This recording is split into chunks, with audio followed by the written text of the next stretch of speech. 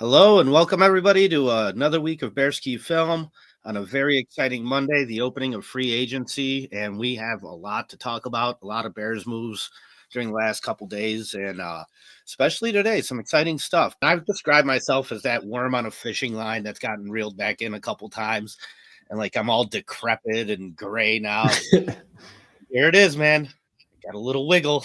You got Yeah. a wiggle out of me. David, am I insane? No. I feel better going into this season realistically than I did last season. Not just because of like the hype and everything that comes with it, but I think realistically that it's being built better this offseason and in ways that make sense in terms of football. It's, a lot of the questions that we had were answered, I guess, or at least addressed. And is it going to be perfect? No. Are me and you going to start going opposite and start predicting 13, 14, 15 wins? No. But I like certain things that were done, and I think they are going to lead to, at least if something else goes wrong, it's not going to be the thing that matters, if that makes sense. Like, I would rather deal with issues let other teams commonly deal with rather than the obvious bear stuff, which is like offensive line and not enough depth and, bad coach, yada, yada, yada. So I'm more optimistic about this season realistically than I was probably last year. Right, and it was interesting to see the Bears take a step back after getting Caleb Williams. I don't think anybody really expected that last year to wind up at 5 wins, but I mean, man, to go on that massive losing streak was just such a letdown. But you're right. I don't think it's a foreshadowing of the future. I think there's a lot of new pieces, especially when it comes to the coaching staff and the trenches. The trenches have been such an issue, and they're out there addressing them. I mean, we could start with the earliest move with Jonah Jackson. What do you think about that? I like it just as a high upside kind of signing. I think also familiarity.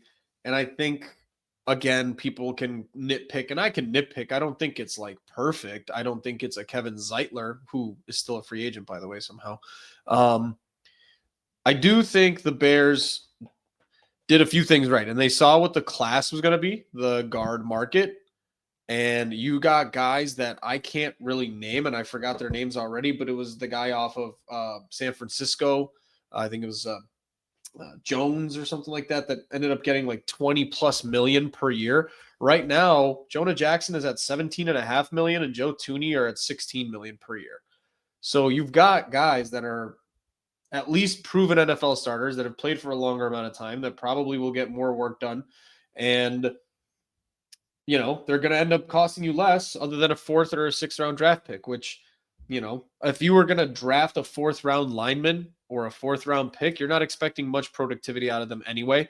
I think I said this to you the day it happened. If you end up cutting Jonah Jackson and your experiment was a 4th round pick, it's not the end of the world, because guess what? That's what Ryan Bates cost you at the end of the day, and most of us are calling for him to get cut at this point.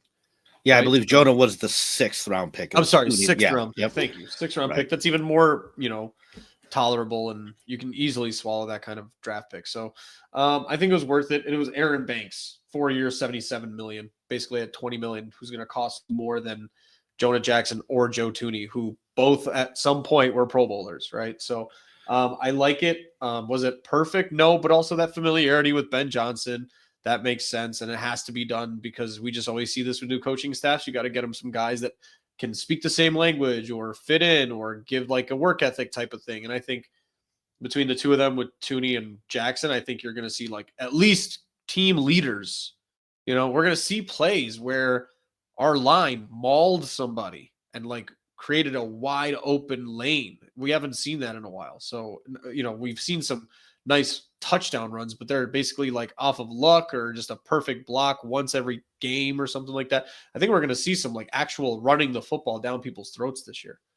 So just, trying to go through the tape a little bit on him. First off, he's coming off of a hurt season, right? So we're trying to get a guy that's been injured last year.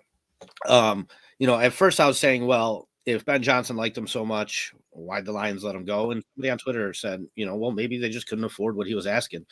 Totally fair response. Probably exactly what happened. He was just asking for too much money, more money that they were at least comfortable paying him. And he went to the Rams. The Rams, I think he started 4 games on there. They started 2 games at center with him. And I know he had an upper body injury that got re-aggravated and he got put on IR. Just looking at the tape from the year past when he was on the Lions wasn't very impressive. I mean, but listen, the guy's getting pushed off his blocks. I didn't see much of a motor, but like you said, David, it's a 6th-round pick. A lot worse ways that this could go. Don't mind taking a shot there. I hate the familiarity thing just because I'm scarred by Lucas Patrick and Luke Getzey and all that stuff. It's That's like, great, you know what I mean? But yeah, for what it cost and what it is, and for it to be the first domino that fell, like you said, I could nitpick all day if we want to, but this line definitely needs massive attention. Just about every move is going to be an upgrade, right? Yeah, you can't overall big picture. You can't sit there and like complain much about a move like that. The other part of it too is that, and I feel like it's got to be said, is that sorry, I lost my train. Like, these are not long-term replacements, basically. None of these guys are. These are immediate fixes to kind of get the train back on track. And that's why, we can talk about draft and maybe do a mock later and stuff like that. But I don't by any means think that you need to be changing the way you draft this year based on who you signed and who you just traded for. Joe Thuney's 32 years old. Yes, can you get like 2-3 years out of him? Sure, but you still need to have guys in the back seat ready to take over in case they get hurt, in case they're underproducing, for whatever reason. I don't see Jonah Jackson as any type of like, this guy's here for the next 5 years. That's why I think people are kind of like, oh, he's young, so he can be here for a while with Ben Johnson. He could get cut, like I said, this year, and I wouldn't really blink. So, right. I don't think it changes the way you approach things. I think you said it best in our group chat with Carl. You said, listen, I'm not trying to get a top 5 offensive line. Just trying to get out of the bottom 5 here, right? Yeah. So, right, like we just want to get this thing back to at least a respectable level because it was ugly. I mean, 68 sacks on your rookie quarterback. Like middle of the pack would be massive. If you were the 20th, 18th best line in football this year, I'd consider that a massive win. Yeah, definitely. And so, then they go off and make a big splash by trading to the Kansas City Chiefs for their, all-pro guard. I mean, Joe Thuney's been in the league for a long time. He still has some years ahead of him. He's at his prime. He's been to 4 Super Bowls? Yeah. I mean, this is a guy that is going to, you talk about leadership, this guy's going to be a leader in this damn locker room. I thought that was a great move, any which way you spin it, to be honest with you. I think he's like a full-on culture change. This is that's one of those culture-changing trades of like your whole franchise, of your whole locker room. Is there an individual player on this team better at football than Joe Thuney right now? I don't think so. Probably I not. think you just traded a 4th-round pick for the best football player on your team. So that's, I don't care what he costs and what you need to restructure. And then I did hear this is one of those positive ones. Joe Thuney is the exact same age as Trent Williams when Trent Williams got traded to the 49ers. So this is one of those great comparison things where I've heard where not only is Joe Thuney traded at the same exact age as Trent Williams was when he went to the 49ers, he has 1 year less experience of football. Joe Thuney came into football, so he missed a full 16 seasons. You could say maybe he played more games total thanks to like playoff games and everything, but this is a very similar in my mind. If you want to have like a direct parallel, I think the Joe Thuney to Trent Williams kind of culture changing, best football player, like left tackle, left guard, like Joe Thuney's going to walk up and just manhandle somebody and be like, this is how we do things here now. This is my shit. This is my show. You run behind me every time.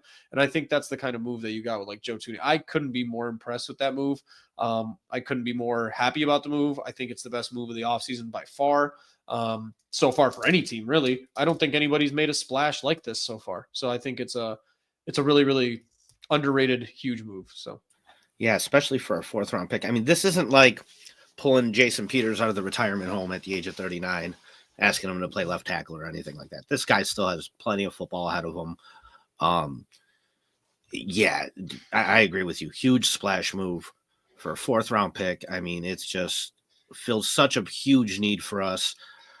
I'm so happy. That's the move that needed to be made, in my opinion. So good job to them for making that move. Do you think the ties that Ryan Poles has with the Kansas City Chiefs kind of helped make that possible? Maybe. I don't know. I mean, a lot of the moves being made before the free agency, I think clearly speak to people needing to get familiarity, right? So like Ben Johnson getting Jonah Jackson, and then possibly even Joe Thuney and the Chiefs kind of doing that separation. It makes sense. I don't know if it necessarily helped. I don't think it hurt. And if other teams, I think this is one of those times where I don't know if any other team seeing what moves are being made today, even with like the Commanders getting Laramie Tunsil, right, for a bunch of like 3rd, 4th mixture of picks. I can't imagine the Redskins or the Commanders wouldn't make the same exact trade if it was offered to them, or even give a 3rd, because the Texans need a guy, the Redskins needed a guy, the Patriots. I don't know if Joe Thuney would go back there under that kind of situation, but yeah, I've seen that. I think realistically, any team would have made that trade, so it's definitely not a bad trade. And how the Bears got to it first, I won't know. I couldn't possibly know, but maybe just the association with Trey Smith and how that was going to go. Maybe it was a little bit, as like our friend Carl likes to say, a little under the table handshake, right? Because if you think about it, if you know that the Bears are going to go hard after Trey Smith and you have connections with Ryan Poles, you go, hey, Trey's out there going to be really, really pissed because he knows that he left money on the table, not going to the Bears. How about, like, we'll trade you Thuney, and then that way you don't push as hard in free agency. I don't know how that works. It probably wouldn't be that realistic, but it didn't. I don't know. It probably doesn't help, but it doesn't hurt either. So Definitely, yeah. I mean, I was just wondering about that because there is that connection there with Ryan Poles and the Kansas City Chiefs front office and whatnot. So I was wondering if that maybe helped us. But I mean, yeah. dude, for me, my biggest need by far was center.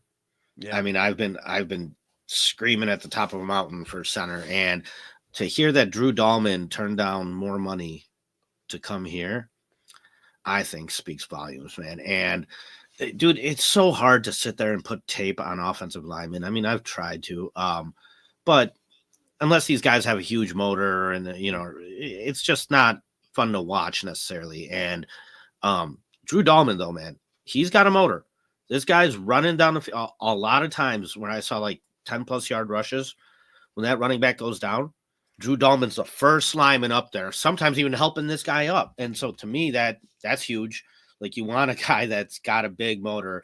And yeah, man, I'm really excited for Dalman being here as a center. I think that's also a big move. And I was really happy to see that that's how, today free agency kicked off with getting him signed and having him on his team, snapping the ball for Caleb Williams moving forward. Yeah, I try to, find and listen to people who are smarter than me about football. One of the guys I really liked going into the free agency was a guy named Matt Bowen, NFL writer analyst on ESPN. And then, he was like a 7-year, 10-year vet in the NFL, always been around the NFL. He put together like the list of 100 free agents, and he was a lot higher on Dalman in terms of how he would fit on the Bears than I think a lot of people would say. When you talked about Jonah Jackson having an injury and only playing 4 games, it's a upper body injury, right? He had like a clavicle thing, like a collarbone basically. Dalman had I think like an ankle or like a leg injury, which those always worry me more than upper body, because upper body injuries for linemen I feel like are freak accidents rather than lower body where you have to like drive and push and do all that stuff off of your lower body. So I'm a little bit worried about it. I mean, in terms of like the injury, but yeah, agreed, man. You got like a 26, 27-year-old center who's been around the block, who played really, really well last year. And from everything I hear, he's exactly that outside zone type of center that Ben Johnson is absolutely needing in his type of offense, where you can kind of do those outside zone handoffs, turn that around into a play action pass. And I think it's already trying to start like molding through by the guys that you're picking up. I think you're showing like what kind of offense you can kind of see coming with the Bears and what he's going to bring over to like, Caleb's play style and how it's going to be positive. But I had a few thoughts on free agency first, like some positive, some negative, if that's okay, before we kind of break down the rest of these guys. Yeah, let's do it. So, like, the positive is going into this offseason, I think, like I've been joking here with our friend Carl and all that stuff, I am so proud of Bears fans for bullying George McCaskey into changing the way he does things. And I can't remember the last time a checkbook opened up this freely for the Bears. And I think nobody's really talking about that. And, like, I'll be the first one to make fun of George. I hate George. George deserves a lot of credit this offseason. He let Ryan do everything. And there was not a penny or a blank check left in that Rolodex. Like, he's opening up the whole bank account. It's pretty impressive. The summer of George. The summer of George continues. Yeah. You get a nice pass rusher or some linemen in the draft this offseason. Whoo-wee. The summer of George continues. Secondly, that's definitely the positive. Kind of the negative I saw out of this free agency is it's not my money. I really never care about how much you pay players. You know that. I know that. And you always said this, and I agreed with you completely. Every year, the Bears were always bragging about how much salary cap space you have and all this. And the problem with that is because you have a lot of salary cap space because you don't have any good players worth paying, right? Because if you had enough good players worth paying and extending over long periods of time, that money would go to them. So you don't. And that's the problem. So having a lot of money in free agency doesn't necessarily mean anything good.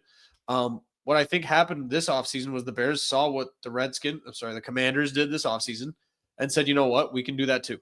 We can fix certain parts of our team with good coaches and a full offseason of free agency with like veteran guys who kind of have been around the block and play football and just improve that way, improve depth, improve talent. They're picking up older guys, but none of them miss games. Joe Thuney doesn't miss games. Grady Jarrett played all 17 games last year. Dio played, I think, all games. He didn't start. He started only like 2 of them, but he played in all 17 games. So again, Dalman's, one freak injury, Jackson freak injury. That's I guess to be expected. But I think they saw that and they did it. The one negative I have, and it's not about money and how it's being spent, is I hope they didn't maybe necessarily blow their load too early, because you filled every single position of need today. And that's not necessarily a bad thing. But I hope that every guy that they got was their first choice and not necessarily, right? Like, I'm seeing that Dalvin Tomlinson from the Browns is about to be released, right? You're going to see these weird releases start to happen towards middle of the summer, end of the year. Trades are still going to kind of happen. Training camp cuts are going to happen. And if you paid, Grady Jarrett or Dio all this money, you kind of can't go out and get like a pass rusher. This closes the door on Trey Hendrickson, right? In my mind. So yeah, could you have is it good? I hope so. I hope you knew exactly what you were doing, but I think part of that pressure that you put on George and forcing him to just be like, you know what, go ahead, just get everything, fill everything in free agency, first day, second day, whatever. But maybe a little bit more patience would have paid off, because you see Josh Sweat just signed for what, $2 million more per year than Dio, and you gotta, I would argue that Josh Sweat was better. Maybe not for Dennis Allen's scheme, but that's my only issue with it. Positive, it's fucking awesome, man. Great day. Great day. Every time a piece of news dropped, I got excited. Absolutely. Don't get me wrong. I'm super positive on today. The future part of me that's thinking ahead already, did maybe they just kind of sign everybody just to appease and fill those roster spots, because now all that's left is like minimal amounts of money to kind of fill roster spots. But yeah, so that's my only concern. I don't know how you feel about that. Yeah, and so I mean, multiple ways. One, we were coming into this with the biggest cap space available numbers from most teams. Well, were we 6th on the list, I believe? So it's not like we don't have the money there to spend. It's been the last couple of years that we've had the money to spend. So it's like, just go ahead and spend it. I don't think we're in that terrible of a position just yet. I mean, there's some teams that go into the offseason with as much available money as we do. But I hear you. It does shut the door on some of these like big moves if you want to, make another big move or something like that. So it doesn't concern me too much, though, because I know you've heard this before. The league year is not won in free agency. It's not. So like you could, you know, you could spin that both ways because I could argue that when we got Julius Peppers or when we got Khalil Mack, those are two huge moves that really changed those seasons around. So, I know that quote's out there. I'm not sure the validity of it necessarily, but I mean, I don't feel that we can do this all in one off season anyway, right? So I feel like the moves that are being made are actually pretty good, well thought out moves to fill needs. And it's kind of what Carl is saying here, that now we get to approach the draft properly.